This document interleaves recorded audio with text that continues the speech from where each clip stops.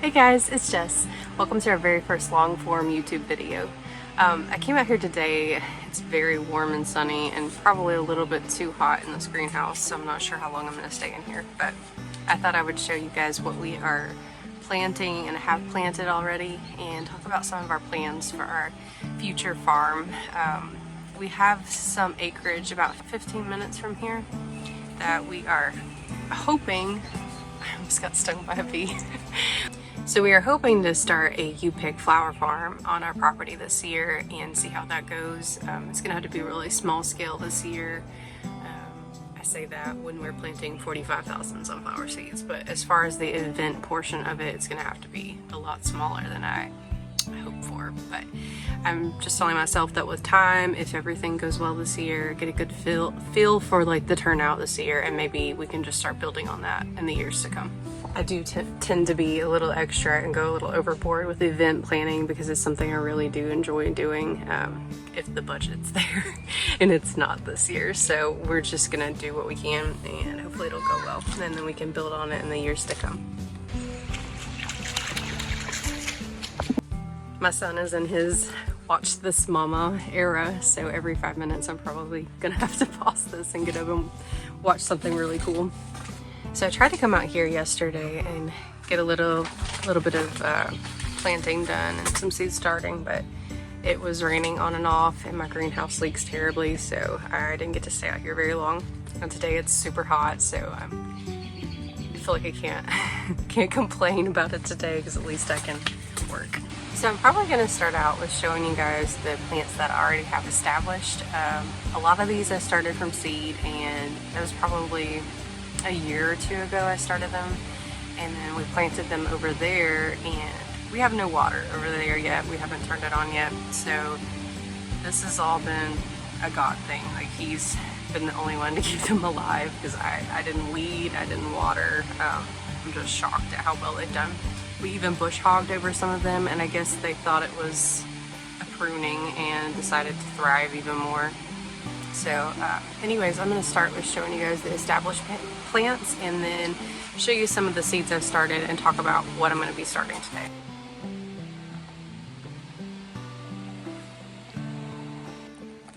So these are some of the plants I was talking about earlier that I started from seed a year or two ago, and we planted on our land, and they've just had to fend for themselves. So we got some oregano here, and then I think this is spearmint or peppermint. Got lots of lemon balm. And some of this is struggling. I think I just threw some of these in a pot without adding any extra potting soil. So there's a little bit of attention. And then we've got some catnip, which the cats love to come in here and enjoy that. Bee balm. This is my first time growing bee balm, and it did fantastic. And then these are echinacea plants that I planted, and I didn't think they were gonna come up. And then I noticed amongst the insane weeds over there, there they were. So I got to rescue those, and that one's actually really close to flowering. And I always have volunteers every year. So these catnip popped up in the greenhouse, and also this giant lemon balm was just in the corner of the greenhouse where it volunteered. What? Gross. Snails are gone. Yeah, you had snails yesterday, didn't you? But why are they? Well, they like the rain. They don't really like the sunshine like this. It's kind of hot today. Yeah. But they liked the rain yesterday, didn't they? So this is valerian. I started it from seed, I believe last year, and it popped up, and it came back up again this year, thankfully. And then I've got some chives. I've had these for a few years. And then here I've got a hosta my grandma gave me. I started these microgreens. I'm probably gonna start another tray soon so we can start working on eating these. I really like them in a salad and as a garnish. This is another plant my grandma gave me. It's phlox. I think it's the white kind. I can't remember. I'm not sure if it even came up last year or not, but I'm excited to see it. And then I planted these bulbs last year. Not sure what kind of iris it is, but it's really pretty yellow. I don't even remember what half of this is. I planted a bunch of bulbs that were like a mixture last year, and it's just been a surprise kind of thing. I'm pretty sure this is an iris though. That's a pop out. And then my sweet husband brought me home these crested irises that I'm pretty sure are suffering pretty bad from transplant shock, but hopefully they'll perk right up. Also got this, I think it was this plant and this plant came from my grandmother's house. It's just some kind of sedum or sedum or stone crop, whatever you want to call it. And I got this one from someone else. It's a different one. I just really like the way they look. I'm not sure if they have any utility or not, but I enjoy them. Now, as far as the seeds I haven't started a ton yet, and actually had one of the cats come in here and dump an entire tray over yesterday, so that was pretty disappointing. But I will show you what I do have, and then I'll talk about the flowers I plan to plant. And some of them are going to be mostly for my enjoyment because I want to do sort of a cottage style garden in one area on our property where we have had a rock walkway until I let the weeds take over and we had to start fresh. But I'm going to replace that walkway and try to make it make more sense so that if we have to disc over it again, which I really pray we don't, since I'm starting a lot of perennials. But I just really want that area to be kind of magical and be like our special place just for our enjoyment. So when it comes to these containers and these cells, I'm not sure if my logic is correct on this or if it's just me being cheap, but I like to take just regular potting soil and just fill these about halfway to 3/4 of the way full, and then I take this seed starting mix and I add it to the top to make it easier for the seeds to germinate. So I typically use the potting mix in the bottom, seed starting mix on top, and then my logic with that is that the lightweight seed starting mix helps the seeds germinate. And then once it's a seedling and the roots are starting to reach down a little bit more, then it's getting that potting soil that has the food in it and helping it grow. So again, that's my logic. I'm just trying to save money as well, but it works for me. So I was talking about how hot it was out here earlier, and now it's starting to cloud up and I hear some thunder. So I'm sure we're in for some more rainstorms, and I'm not going to be caught in this leaky greenhouse again. So I'm going to get started on these seeds and then we'll talk about what I've planted.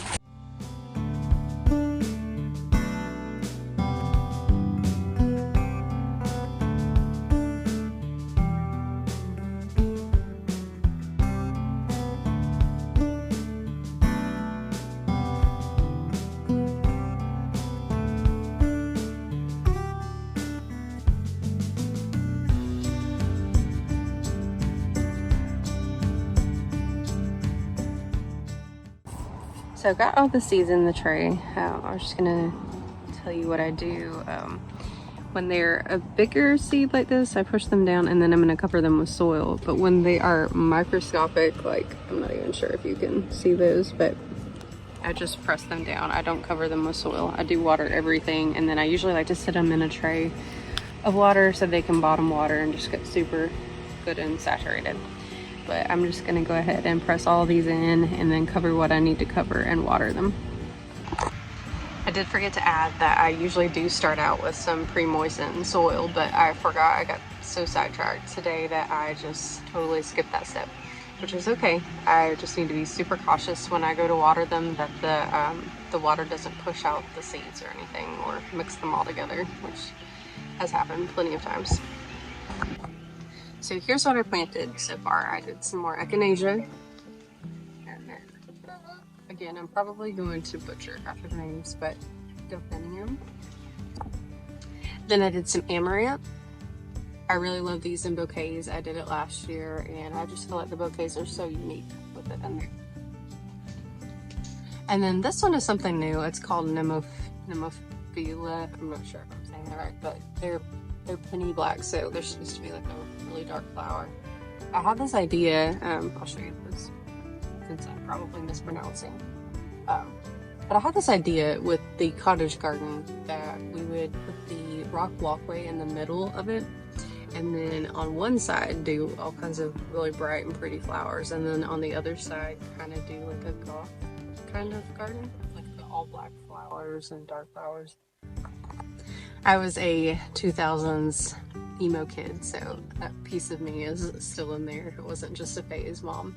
So I thought I would do the bright colored flowers on one side and the dark colored flowers on the other side, and it would just kind of be me. So I really like that idea, and I may try to work on that. And what I may do is just slowly work on the goth side later on, but I'm excited to see how those turn out.